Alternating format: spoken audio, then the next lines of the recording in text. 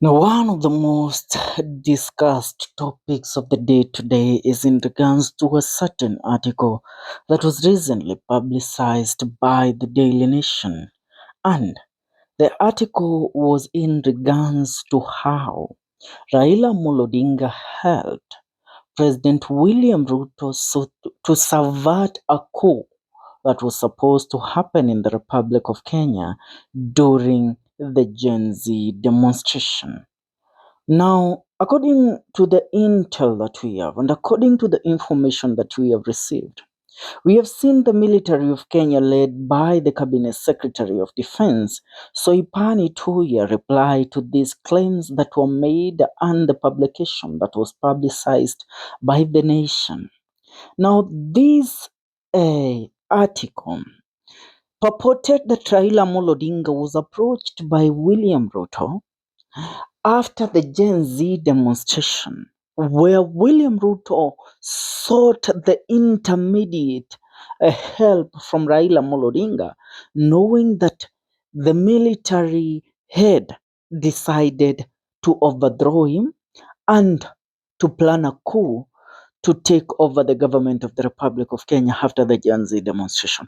Now, this is confirmed by some certain claims that were made by one Honorable Oscar Sudi, the Member of Parliament of Kapseret. Oscar Sudi, after the demonstration of uh, the Gen Z, which happened in June last year, Oscar Sudi claimed that the demonstration when they began, they were legit. That when the demonstration began, they were very concrete. But the last days of demonstration that led Gen Z to invading the parliament, they said that those demonstrations were planned so that a coup could happen and the government of President William Ruto could be overthrown. Now, allow us to go back to what really led to this conversation of a possible coup under the reign of President William Ruto, and why should Raila Odinga claim that he helped William Ruto subvert a coup? Now, we all know during the Gen Z demonstration, President William Ruto gave orders to the IG of police. Now, the IG of police was reluctant. And the reason why the Inspector General of Police then, Japhet Koome, was reluctant due to the orders that were coming in is because the orders were to give the police orders to shoot and kill. Are we together? And that is why the friends of President William Ruto, after the Gen Z that died at the Parliament Road on 25th of June, most of them were happy that some of our young men and women were killed. Are we together? So the orders that Koome was given were orders to shoot and kill. But when he relayed this information to his junior officers, he told them that make sure you use any means possible to prevent these people from accessing the parliament, but don't use live bullets on our children. Are we together? Yet, the order had come from above that the Inspector General of Police should give an order to shoot and kill in the streets. Are we together? Something that these people were not ready to do. Are we together? Koome was not ready to give an order for kids to be killed. Now, when Koome was not able to give this order, President William Ruto resulted to giving the orders to the Directorate of Criminal Investigation, DCI, Amin Mohammed.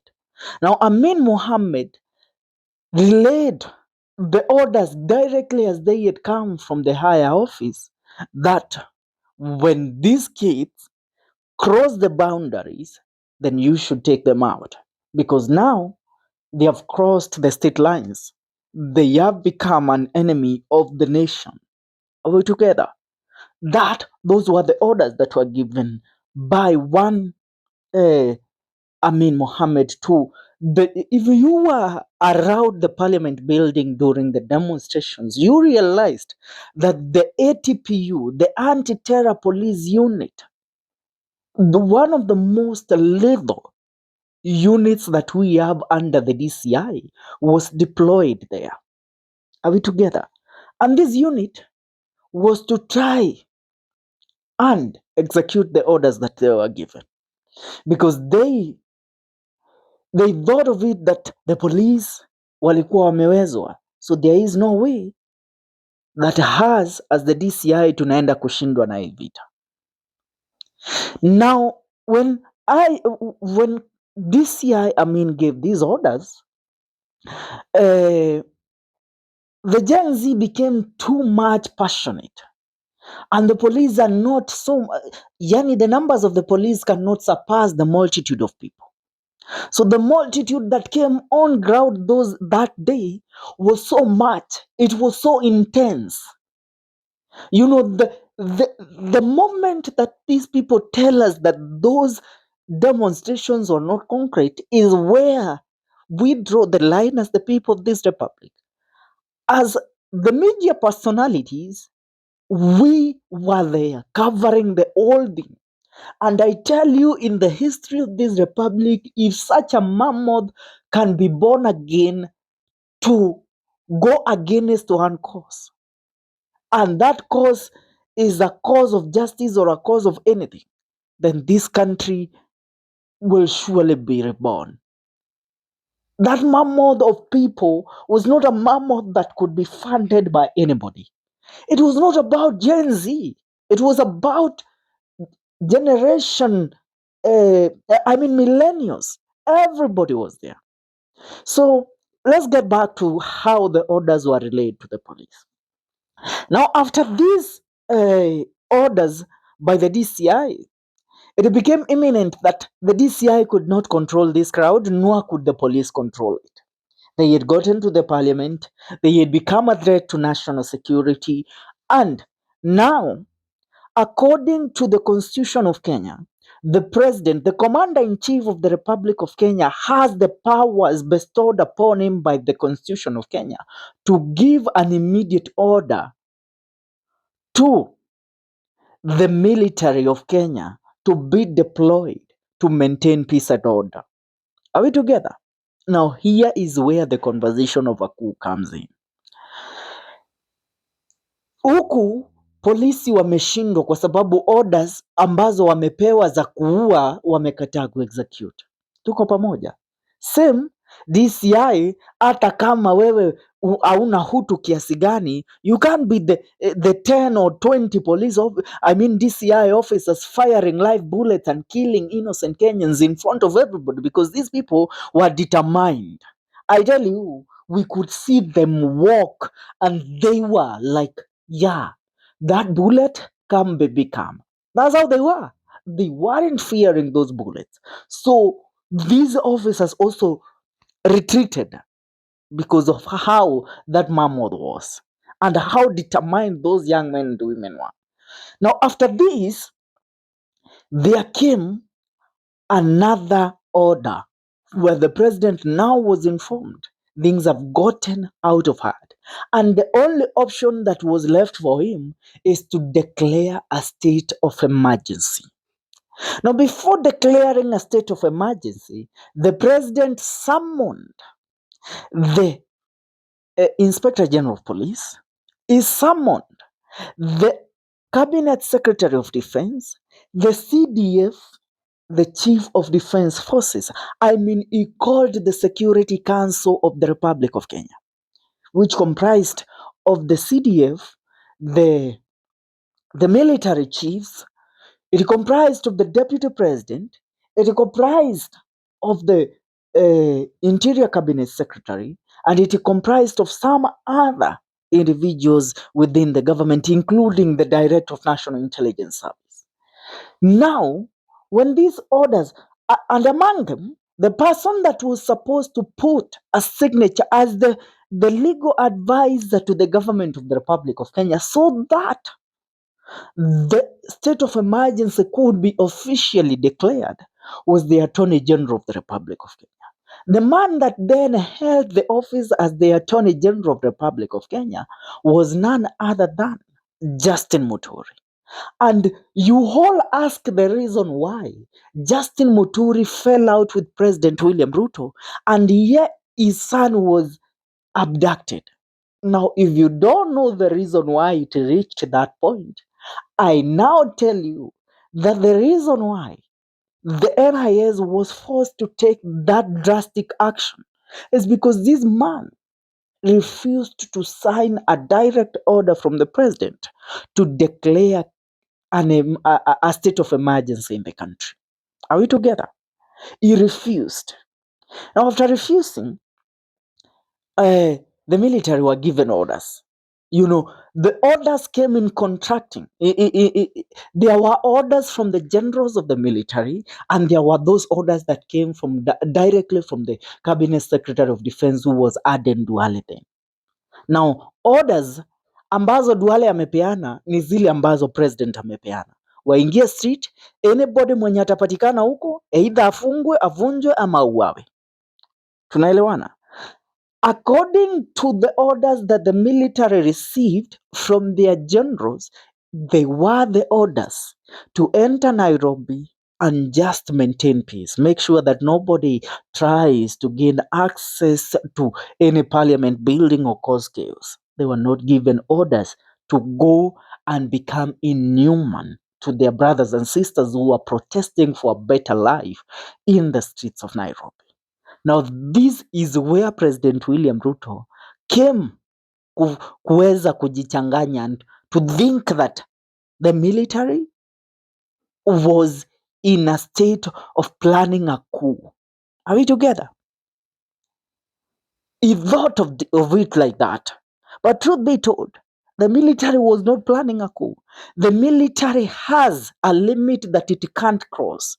The Kenya Defense Forces, they are the most disciplined force that we have in East, Central, and West Africa. Our Kenya Defense Forces. They are the most disciplined, the most trained, they are lethal when it comes with dealing with the external enemies. I mean, our KDF, it is believed that once the Kenyan Defense Forces lays a bunker, even in a descent to fight the enemy, nobody can be able to take them out of that bunker. That is how history is told. Are we together? Now, these people are trained to deal with enemies. They are being given orders, contradicting orders that ingieni mitaani, mdeal na nini? Mdeal na ndugu zenu. Because you know what? We have brothers and sisters in the hand. They were telling us what happened. Orders came contradicting orders. Kuna zile orders zinatoka kwa cabinet secretary na kuna zile zinatoka kwa chief of defense forces ambazo ni orders za maintain peace, si orders za kuingia to shoot and kill. Bwana, the military once is released and once they are released to the enemies. Military is not released to Gen Zs. And that is where this man, because of his paranoia, created a narrative in his mind that, you know what, a coup has been plotted, and the best way to subvert this coup is to join hands with Raila Amolo Odinga. And when he went to Raila Amolo Odinga, he fed Raila Amolo Odinga the same narrative that has been shared by the nation. And that is why the military had to come up to defend itself. The chief of defense forces himself has said that he will have to summon Raila Amolo Odinga for Raila Amolo Odinga to confirm the said claims, because nobody even understands how the military works. Our KDF, nobody. Our military, let me tell you one thing, and let me be sincere with you. KDF is not GSU. Am I clear? KDF is not GSU. KDF is, or let me say KDF, Kenya Navy, and Kenya Air Force. These are not the same as GSU. They are not the same as the Kenya Police Service. No. These are the defenders of this republic against external enemies. And they are trained mostly on discipline. Because once a KDF officer loses his discipline and loses his moral of conduct, that means that man has become lethal to the community that he lives in. Are we together? And that is why they don't involve themselves with the public so much. And they don't want to cross the line that they have been trained to maintain. Are we together? So once they were deployed and all these orders came in, they stick to their training. That, you know what? For us, this is our country, these are our brothers, and we saw allegiance to protect them, not to fight them.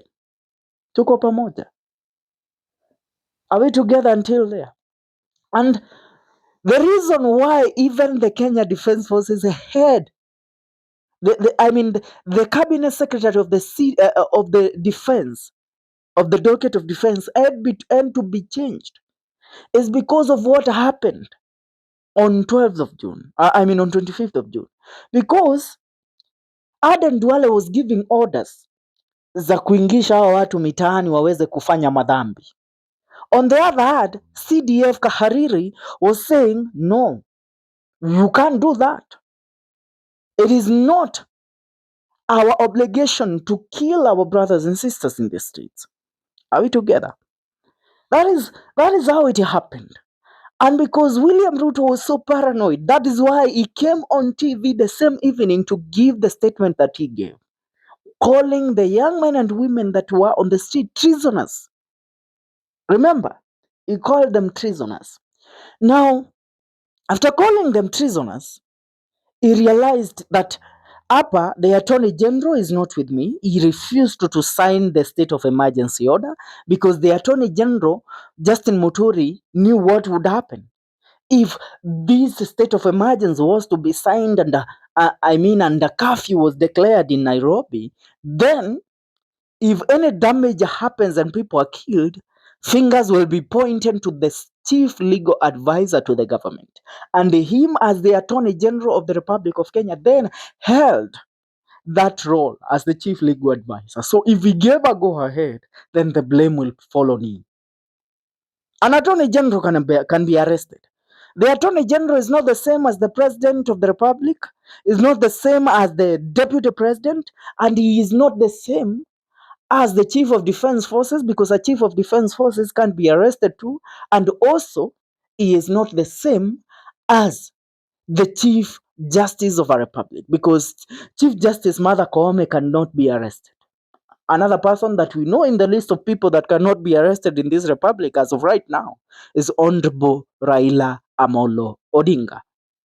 Those are the people that cannot be touched nor be arrested. But Muturi could be. If the ICC could come knocking, the International Criminal Court, Ruto would find an scapegoat. Let me tell you how these people avoided these dramas. Imagine CDF, Chief of Defense Forces Kahariri, accepts to give that order of shoot and kill to the military. Then, on the other hand, the same IG of police, Japhet Koome, would have accepted to give that order. On the other hand, hapa Justin Muturi amekubali kusaini hii order. Tuko pamoja.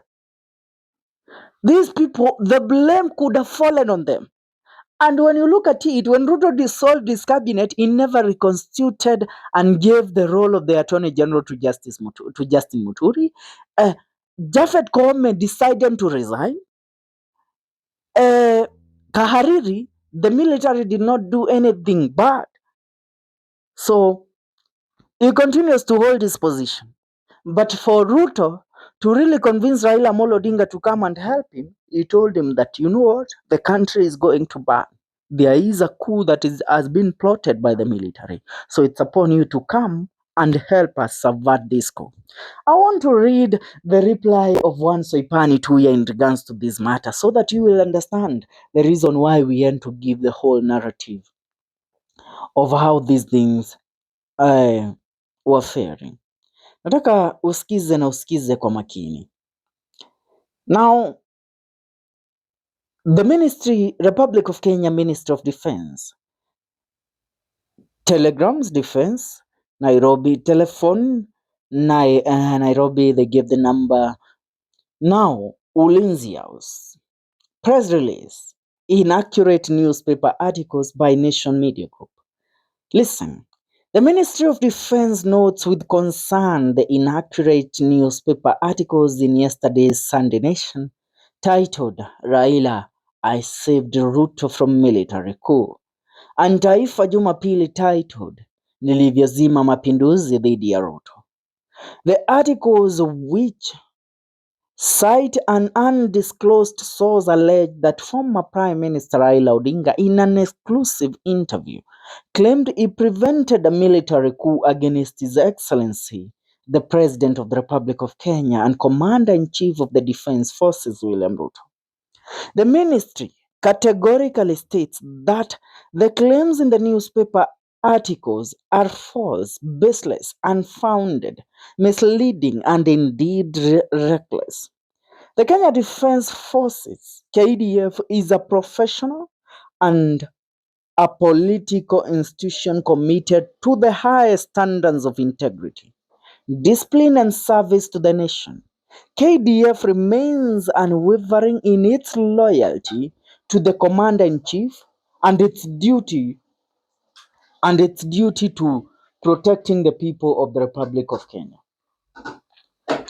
Now, and free from political influence or sectarian interest. Now, the publication of the articles by the Nation Media Group, based on unverified claims from an undisclosed source, is not only irresponsible and unpatriotic, but also a clear example of sensational reporting aimed at increasing readership rather than upholding journalistic integrity. The ministry urges the Nation Media Group to uphold the principles of ethical journalism by ensuring accuracy, fairness, and responsibility in reporting, especially on matters of national security. Public Communications Officer. Now, I dare say that this directly came from Soipani Tuya, the current cabinet secretary of defense, because it was even posted by her official Twitter page. When you sit down and analyze every situation here, Ruto had to put Soipani Tuya as the cabinet secretary of defense. The reason being is because the military said they don't want Duale. Because Duale was so bitter with the Gen Z that he wanted the military to deploy their tactics in the field to kill the young men and women that were on the ground protesting. But the military refused. Now, when they were asked that Duale should remain, remember when the cabinet was reconstituted after Ruto did away with the cabinet. At first, alirudisha Duale as the cabinet secretary of defense. But after a few days, he went ahead to make changes. Akatoa Duale akampeleka kwa environment, akatoa Soipani Tuya kwa environment, akamleta wapi? Kwa defense. Remember the famous slug ambayo ilikuwa a report that was made by Stephen Loto of Citizen TV wakati alisema Ruto azidi kupanda miti na Soipani Tuya katika wizara ya ardhi ama inaitwaje, wizara ya mazingira, naye Duale arejea kuwa ndiye waziri wa usalama nchini Kenya. Tuko pamoja. But indeed, after the military generals met, they disagreed on the option that the president had chosen to give them the cabinet secretary of defense as Duale again. Because the egocentric Duale thought that the military should bow to him. But the military, bwana, kuna mali inafikanga, the generals say no. The chief of defense says no. That's what happened. And that is the reason why Ruto went to convince to convince Raila Amolo Odinga that, you know what, wanataka kugeuza serikali, nchi itachomeka, mali yetu itachomeka. kujeni mnisaidie. Why do you think that immediately the Gen Z were out of the streets is when Ruto went to look for Baba? It's because he knew and he was so paranoid to look for Baba, so he sold that narrative to Baba. So hata mkisikia wakisema sijui unverified information that is what the president told Baba. For now, that's what's up. What is your comment in regards to this? Leave a comment on the comment section. Tuungane katika video zetu zijazo.